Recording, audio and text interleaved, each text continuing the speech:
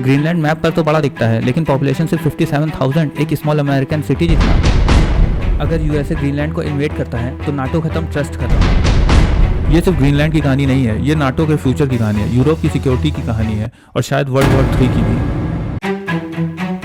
Donald Trump says his country will acquire the Danish बड़ी territory खबर of यह है Greenland. कि ग्रीनलैंड पर किसी भी वक्त युद्ध की आशंका है। ग्रीनलैंड के मुद्दे पर कुछ यूरोपीय देशों पर टैरिफ लगा दिया। ग्रीनलैंड द अलायंस किलर, एक ऐसा सेंटेंस जिसे आप कुछ साल पहले सुनते तो शायद पागल कहते। आज वो रियलिटी बन गया है। डेनमार्क और यूनाइटेड स्टेट्स के बीच जंग का खतरा बढ़ गया है। हाँ, वही डेनमार्क, वही अमेरिका, नाटो के दो कोर एलाइज, वही अलायंस जो 75 ईयर्स से वेस्टर्न वर्ल्ड की सिक्योरिटी का बैकबोन है। पर ये कहानी ग्रीनलैंड की है, एक आइलैंड जो दुनिया की मैप पर तो बहुत बड़ा दिखता है, पर जिसकी पॉपुलेशन सिर्फ 57,000 है। और इसी आइलैंड के लिए दुनिया का सबसे पावरफुल देश अपने सबसे पुराने एलाई से लड़ाई कर सकता है। वो अमेरिका जिसने 2 वर्ल्ड वॉर्स लड़े यूरोप के साथ, वो अमेरिका जिसने कोल्ड वॉर्स में सोवियत यूनियन को रोकने के लिए यूरोप में थाउजेंड्स ऑफ सोल्जर्स भेजे, वो अमेरिका जिसने नाटो खुद बनाया। अगर आपको ये लगता है कि ये एग्जेजरेशन है तो आइए शुरू करते हैं। तो जनवरी 2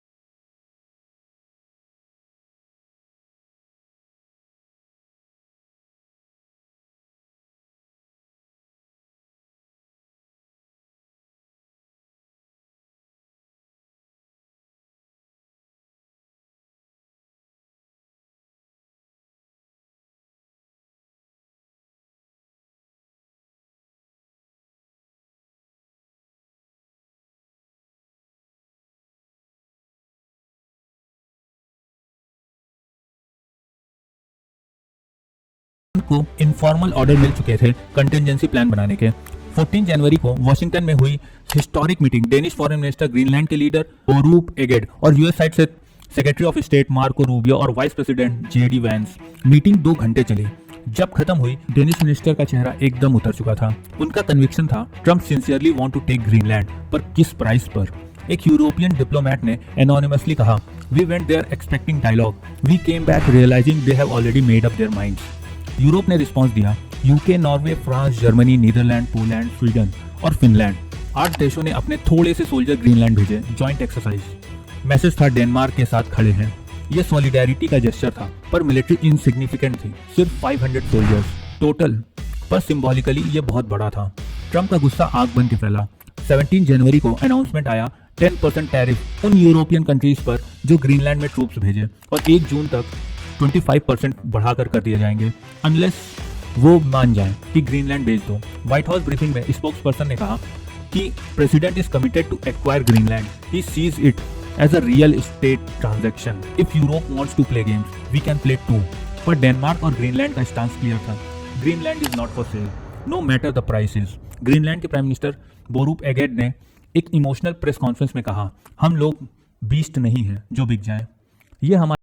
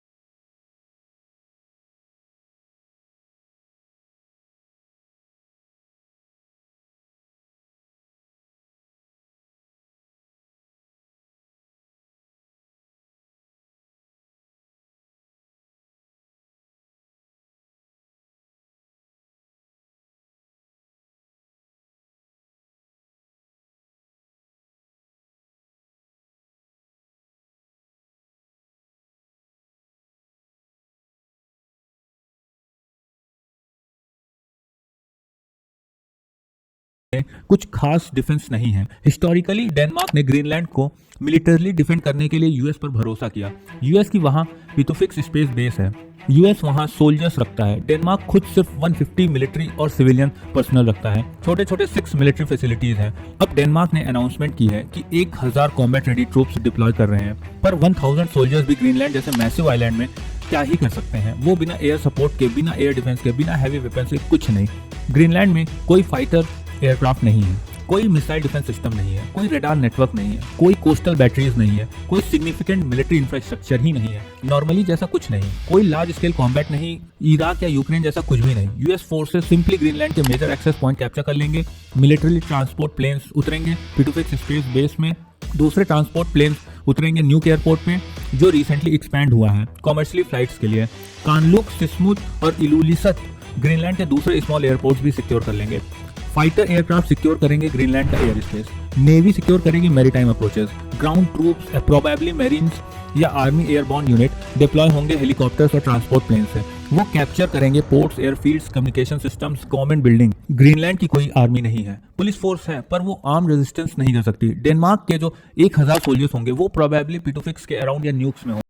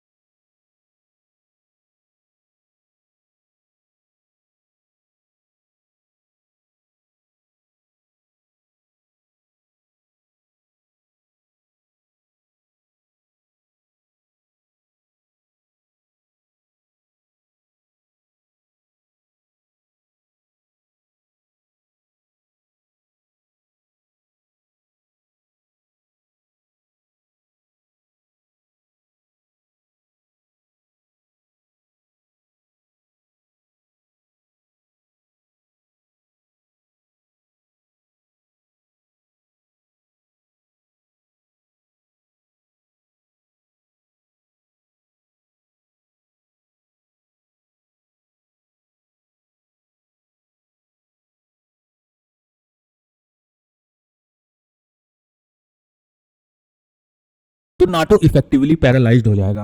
काउंसिल में deadlock, no consensus, no article 5, no collective response, पर ट्रस्ट वो कभी वापस नहीं आएगा। जब एक मेंबर दूसरे मेंबर पर अटैक करे और अलायंस कुछ ना कर पाए तो अलायंस का क्या मतलब। डेनमार्क का पीएम मैटे फ्रेडरिक्सन खुद कहती हैं अगर यूएस ग्रीनलैंड लेता है तो नाटो खत्म हो जाएगा। वो सही कहती हैं, नाटो का सोल खत्म हो जाएगा। यूरोप के सामने इम्पॉसिबल चॉइस होगी, एक तरफ ग्रीनलैंड, दूसरी तरफ यूएस के साथ मिलिट्री डिपेंडेंसी, और दोनों ऑप्शन के कॉन्सिक्वेंसेस कैटास्ट्रोफिक होंगे। जैसे F-35 फाइटर जेट्स, ये 5th जनरेशन फाइटर हैं, stealth, advance sensor, network warfare, दुनिया का सबसे advance combat aircraft. UK, Norway, Netherlands, Italy, Belgium, Germany, Poland, Finland, Greece, Denmark खुद सबके पास F-35 है या ऑर्डर किया है। टोटल यूरोपियन F-35 फ्लीट 2030 तक 600 प्लस होगी। Investment already hundreds of billions of dollars की है। अगर यूएस से रिश्ते खराब हुए तो उस यूएस उनकी F-35 का एक्सेस रोक सकता है। Communication, target, data, software updates, spare parts, munitions सब कुछ यूएस कंट्रोल में है। F-35 एक डिपेंडेंट सिस्टम है, यूएस के बिना ये इफेक्टिवली ग्राउंडेड हो जाएंगे। बिलियंस ऑफ डॉलर्स का इन्वेस्टमेंट वेस्ट, यूरोपियन एयरफोर्स की कैपेबिलिटी क्रैश हो जाएगी। रशिया और चाइना खुश हो जाएंगे। यूरोपियन मेड अल्टरनेटिव्स हैं, राफेल, ग्रिपेन, पर वो 4.5 जनरेशन है। F-35 5th जनरेशन है। रिप्लेसमेंट में डिकेड्स लग जाएंगे और बिलियंस एक्स्ट्रा खर्च होंगे। यूरोपियन के पास उतना टाइम ही नहीं है। यूके की प्रॉब्लम और भी बड़ी है। यूके का न्यूक्लियर डेटरेंट ट्राइडेंट मिसाइल पर डिपेंडेंट है। यूके के पास अपने मिसाइल्स नहीं है, वो यूएस नेवी के रिंग्स बे बेस जॉर्जिया से लीज करता है। ट्राइडेंट मिसाइल्स एक शेयर्ड यूएस यूके पूल में है। यूके के पास अपनी मैन्युफैक्चरिंग कैपेबिलिटी भी नहीं है। अगर यूएस ने लीज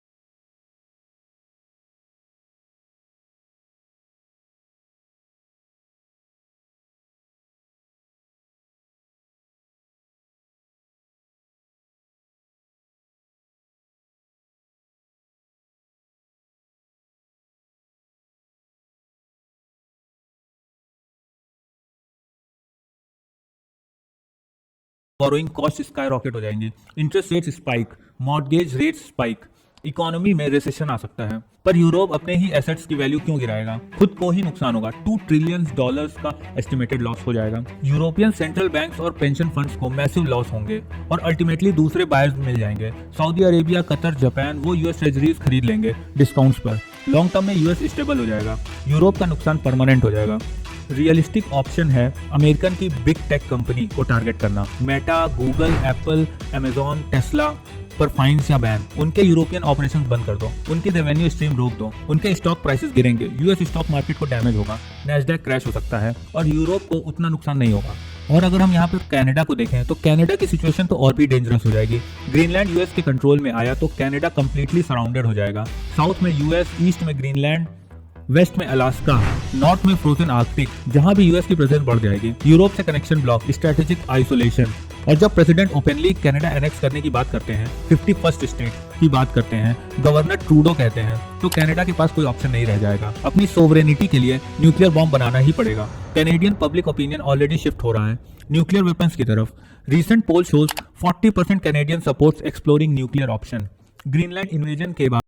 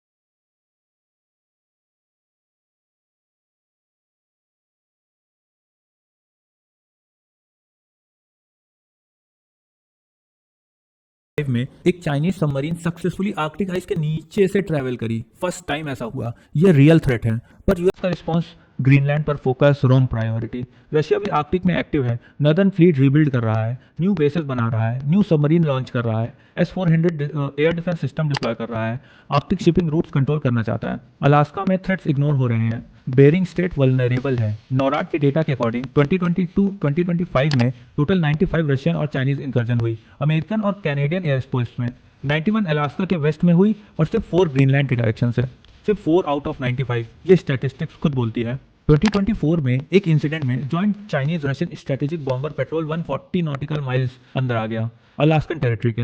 यूएस और कैनेडियन फाइटर इंटरसेप्ट करने गए, उन्हें फ्लाई करना पड़ा 1500 nautical miles. Multiple refuelling time लग गया, रिस्पांस स्लो था। अदक आइलैंड में कोल्ड वॉर में बेस था 6000 यूएस सोल्जर थे सोवियत सबमरीन ट्रैक करने के लिए। आज वहां सिर्फ 2 डजन लोग रहते हैं। रनवे क्रैक्ड है, बिल्डिंग अबैंडन है, हाउसिंग खाली है। और इन सब के बाद सबसे बड़ी आयरनी है, यूएस को ग्रीनलैंड की जरूरत ही नहीं है। ऑलरेडी ट्रीटीज के थ्रू यूएस ग्रीनलैंड में जितने चाहे उतने ट्रूप्स रख सकता है, जो चाहे मिलिट्री ऑपरेशन कर सकता है। 1951 की यूएस डेनमार्क डिफेंस एग्रीमेंट के अकॉर्डिंग यूएस को ग्रीनलैंड में एनीवेयर एनी टाइम एक्सेस है, किसी परमिशन की जरूरत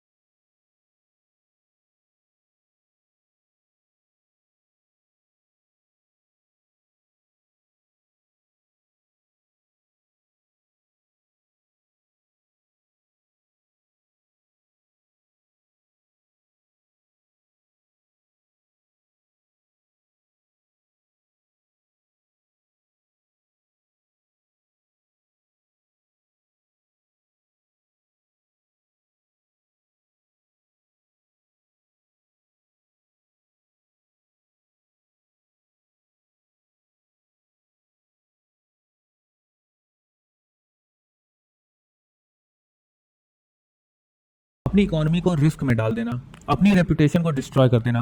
क्योंकि अगर यूएस ग्रीनलैंड लेता है, वो अपनी 75 ईयर ओल्ड अलायंस सिस्टम को तोड़ रहा है, वो अपनी क्रेडिबिलिटी को खत्म कर रहा है, वो अपने वर्ड्स को वर्थलेस कर रहा है, वो अपने फ्रेंड्स को एनिमीज में बदल रहा है, वो अपने एनिमीज को फ्रेंड्स बना रहा है, वो एक आइलैंड चूज कर रहा है यूरोप और कनाडा के ऊपर, एक आइलैंड जिसकी ज़रूरत ही नहीं है, एक आइलैंड जो ऑलरेडी एक्सेस में है, एक आइलैंड जिसका इकोनॉमिक वैल्यू इस टाइम जीरो है, एक आइलैंड जिसका स्ट्रेटेजिक वैल्यू ऑलरेडी कवर्ड है। और हिस्ट्री में ऐसे फुलिश फॉरेन पॉलिसी डिसीजंस का रिजल्ट कभी अच्छा नहीं रहा है। वियतनाम, इराक, अफगानिस्तान, हर बार एरोगेंस ने डिफीट दी, हर बार ओवर कॉन्फिडेंस ने डिजास्टर दी। तो क्या होगा? क्या ट्रंप वापस ग्रीनलैंड की ओर आएंगे? क्या यूरोप रेजिस्ट करेगा? क्या नाटो बचेगा? क्या कनाडा न्यूक्लियर बॉम्ब बनाएगा? क्या रशिया और चाइना एडवांटेज लेंगे? क्या यूक्रेन सर्वाइव कर पाएगा? कोई नहीं जानता। पर इतना पक्का है, जो भी होगा वो दुनिया को बदल देगा। एक ऐसा बदलाव जिसकी हमें उम्मीद नहीं थी, एक ऐसा क्राइसिस जिसने हमें वो सवाल पूछने पर मजबूर कर दिया जो कभी सोचा नहीं था। और सबसे स्कैरी बात यह है कि ये अवॉइडेबल नहीं है। यूएस को ग्रीनलैंड की ज़रूरत नहीं, यूएस ऑलरेडी ग्रीनलैंड में है, यूएस ऑलरेडी ग्रीनलैंड यूज़ कर रहा है, यूएस ऑलरेडी डेनमार्क के साथ कोऑपरेट कर रहा है, यूएस ऑलरेडी नाटो के थ्रू यूरोप के साथ कनेक्टेड है। पर फिर भी ये क्राइसिस आ रहा है, फिर भी ये थ्रेट